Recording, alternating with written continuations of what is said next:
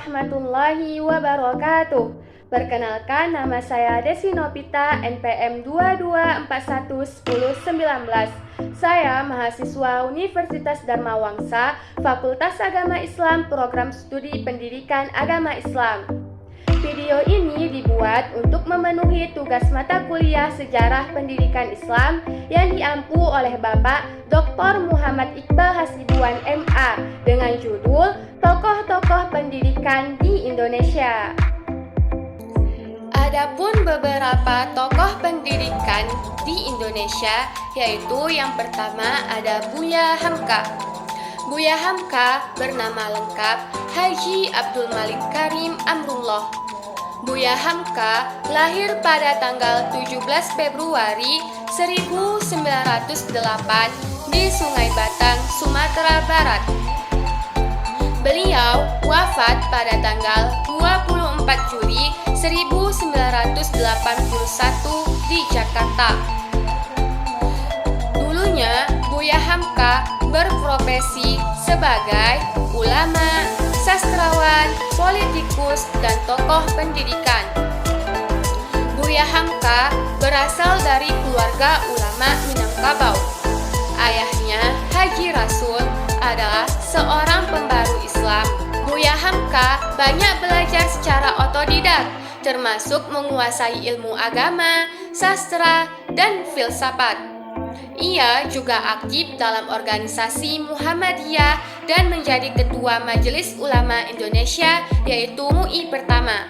Adapun karya-karya Buya Hamka, sebagai seorang sastrawan dan pemikir, Buya Hamka menghasilkan banyak karya, baik dalam bentuk novel, esai, maupun buku agama. Berikut beberapa karyanya. Karya Buya Hamka dalam bentuk novel yang pertama itu ada Kapal Penderwick. Yang kedua, Di Bawah Lindungan Ka'bah. Yang ketiga, Merantau ke Delhi. Yang keempat, Keadilan Ilahi. Dan yang kelima, Laila Majnun. Selanjutnya, ada pun karya Buya Hamka dalam bentuk buku agama dan pemikiran. Yang pertama itu ada Tasawuf Modern.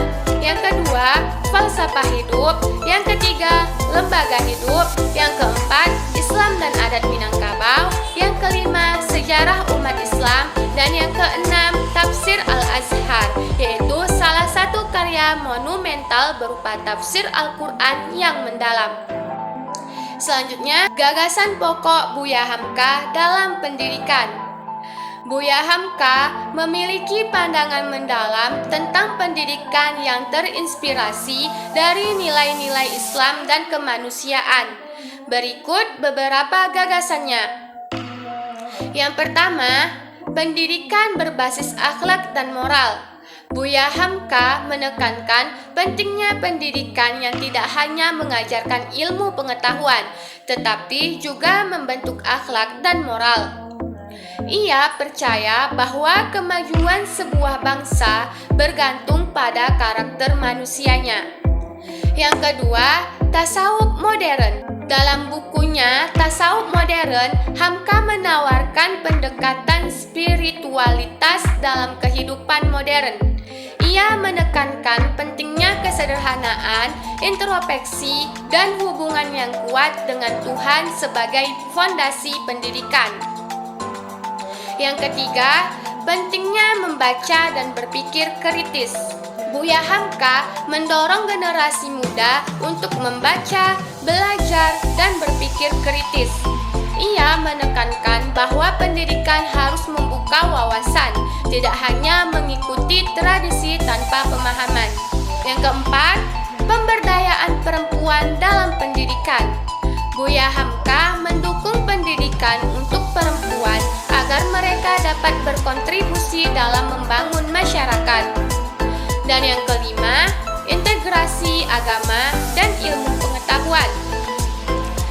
Menurut Buya Hamka, pendidikan harus memadukan ilmu agama dengan pengetahuan modern, sehingga menghasilkan individu yang seimbang secara spiritual dan intelektual. Dan yang keenam, perjuangan melawan penjajahan melalui pendidikan. Buya Hamka memandang pendidikan sebagai salah satu cara untuk membebaskan masyarakat dari penjajahan, baik secara fisik maupun mental. Buya Hamka adalah sosok yang membawa semangat pembaruan dalam pendidikan Islam, khususnya melalui Muhammadiyah. Ia juga dikenal sebagai inspirasi dalam mengajarkan nilai-nilai Islam yang inklusif, toleran, dan relevan dengan tantangan zaman. Berikutnya, yang kedua ada Kiai Haji Abdurrahman Wahid yang biasa disebut Gus Dur. Nama lengkap Abdurrahman Wahid. Beliau lahir pada tanggal 7 September 1940 Jombang, Jawa Timur. Beliau telah wafat pada tanggal 30 Desember 2009. Kiai Haji Abdurrahman Wahid atau Gus Dur ini merupakan putra Kiai Haji Wahid Hashim, yaitu Menteri Agama pertama, dan cucu dari Kiai Haji Hashim Asy'ari, yaitu pendiri Nahdlatul Ulama. Adapun pendidikan yang dijalani oleh Kiai Haji Abdurrahman Wahid yaitu belajar di Universitas Al-Azhar Mesir dan Universitas Baghdad Irak. Beliau sebelumnya berperan sebagai Ketua Umum Nahdlatul Ulama pada tahun 1984 sampai 1999 dan Presiden Indonesia keempat 1999 sampai 2001. Adapun karya-karya beliau yaitu yang pertama, buku dan artikel dengan judul Tuhan Tidak Perlu Dibela, yaitu kumpulan esai tentang agama dan kebangsaan. Yang kedua, Islamku, Islam Anda, Islam Kita, yaitu beragam tulisan di media nasional dan internasional tentang pendidikan, pluralisme, dan demokrasi. Karya yang kedua, Kontribusi Pendidikan, yaitu mengembangkan sistem pendidikan di pesantren agar lebih modern dan adaptif. Selanjutnya, mendukung integrasi pendidikan agama dengan pendidikan umum. Adapun gagasan pokok Kiai Haji Abdurrahman Wahid di bidang pendidikan, yang pertama, pembaruan pesantren.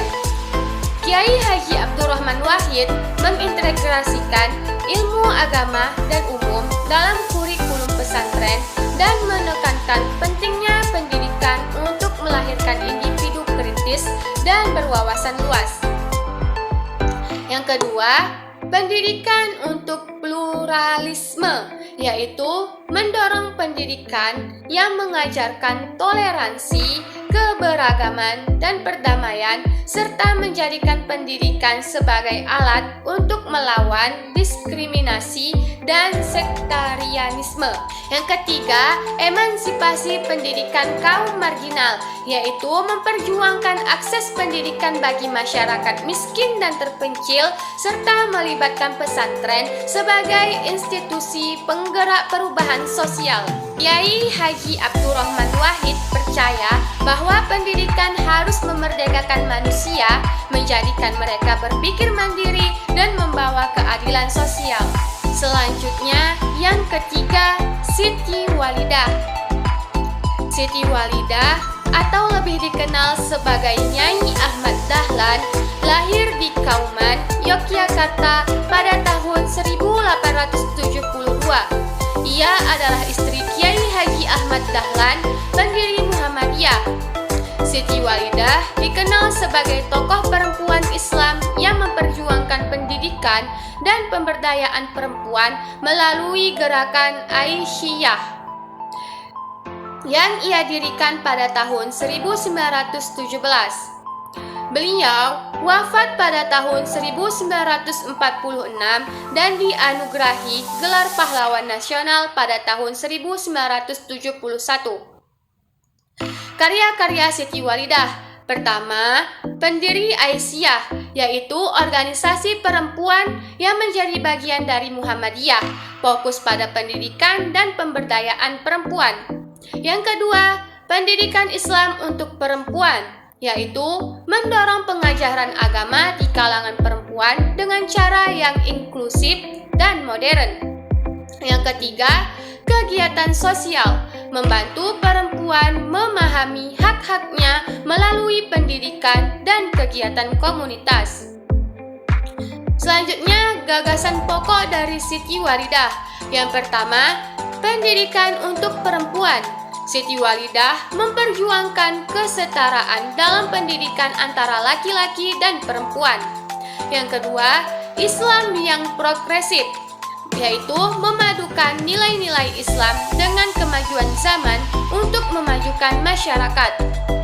Dan yang ketiga, pemberdayaan perempuan, yaitu mendorong perempuan agar aktif dalam berbagai bidang kehidupan, tidak hanya sebagai ibu rumah tangga.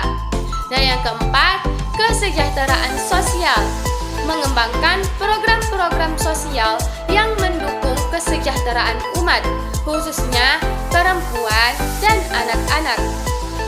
Siti Walidah menjadi inspirasi dalam pendidikan Islam yang memberdayakan perempuan untuk terlibat aktif dan membangun bangsa. Sekian dari saya.